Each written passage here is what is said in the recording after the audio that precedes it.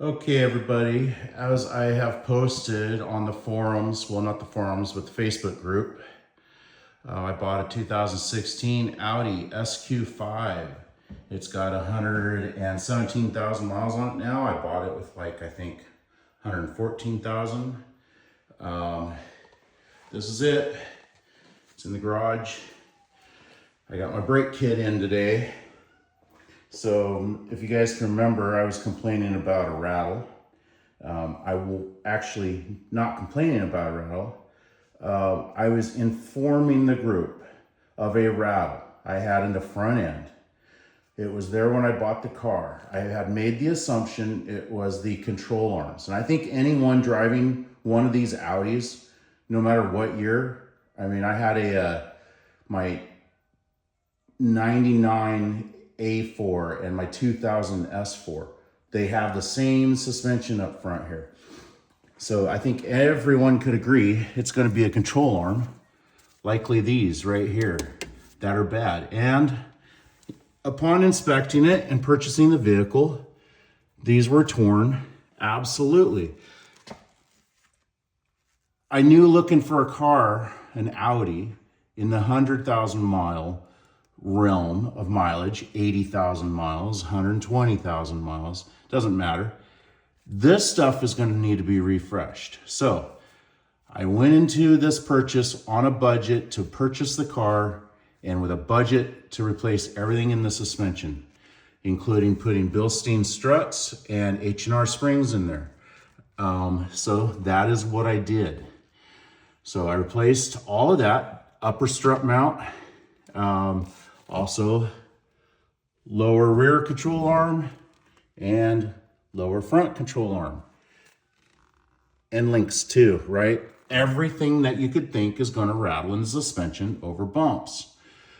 Well, I had posted that I discovered that it was likely coming from the rotor assembly. I posted that these centers are aluminum, the actual braking surface is steel, and that the noise was coming from this interface right in here between the two materials. Well, I got some people saying, oh yeah, heard it before, right? A couple people. But then I had a few that were just blatant, just kind of condescending about my diagnosis of what I have discovered. Well, today I spent, I don't know, I don't even think I'm in an hour swapping out rotors and brake pads, including getting the quick jack set up, getting the car lifted in the air, and getting to this point. I don't even think I have an hour invested.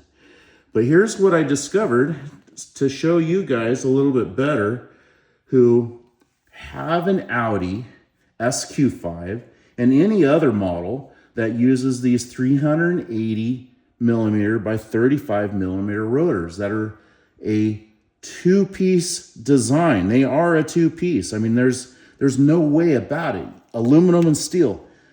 It has to be two pieces. So here we are. We come over here to my one I got on the ground. Let's see if I can get my camera to do what I wanted to do. Bear with me a second, guys. Let me get it flipped over so that I can actually point. Let's see, will this work? No, that's not going to work. Okay, bear with me. I'm kind of an amateur at this, as you can tell. So I was hoping to actually set this so it was fixed and you could see it. Let's see, can I put this far enough away? Okay, you can see, yeah, you can see this rotor, right? Okay, here it goes. I'm just gonna grab it right in the middle and see what happens.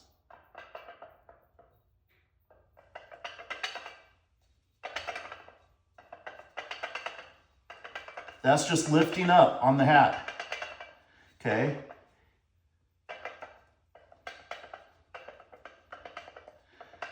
Now I could duplicate this, but not to that extreme, while I was on the car, just by reaching in the wheel and pulling and pushing on the rotor.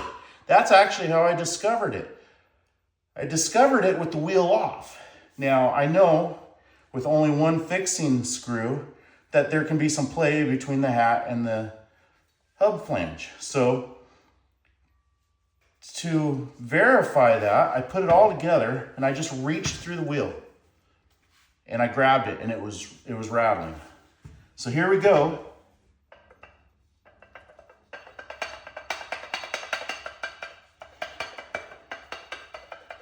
And that was a terrible rattle.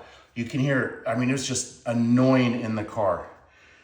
Not only that, as I'm looking at it here, I can actually physically take, this is a rattle. I don't know if you can hear it.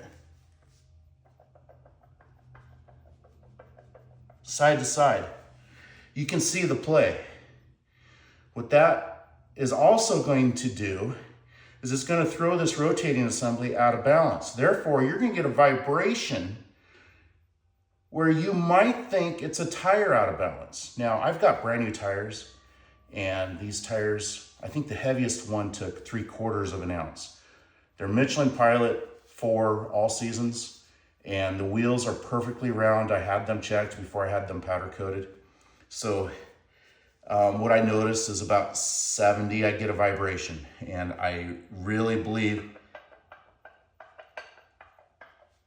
it's this assembly right here. This is the passenger side.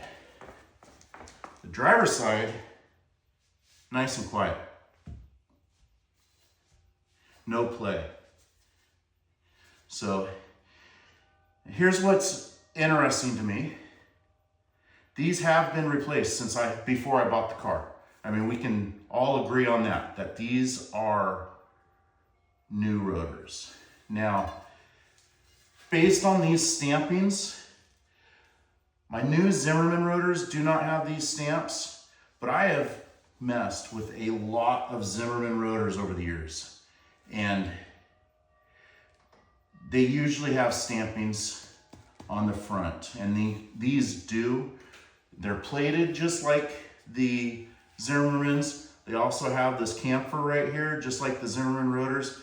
They look absolutely like a Zimmerman rotor, in my opinion. So it's possible, you know, we gotta believe with heat and abuse that these tolerances over time can create excessive play. So that's a thought. I don't know really what causes it, but I do know that my obnoxious rattle is that rotor. I'm gonna drive the car after this and I'm almost certain it's gone because there's nothing else here that can cause that, in my opinion. I did not find a single smoking gun. When I disassembled this front end, nothing's like, oh, aha, that's the problem. No, not at all. But this is the only thing that I have been physically able to put my hands on and replicate the same issue. So I'm gonna drive it. I will follow up in the comments of this video that on my success. I have nothing but optimism that I will be successful, but I will tell you what the outcome was. So thanks again for watching my video. I know it's a little long, but you know, it's there's quite a bit of information there that is very obscure on Google. You won't find this information unless you dive deep or kind of stumble across it. So here it is. Hopefully I can take and just shed some light on someone's frustration. And if I can just help one person, then what I've done here has been successful. Thanks.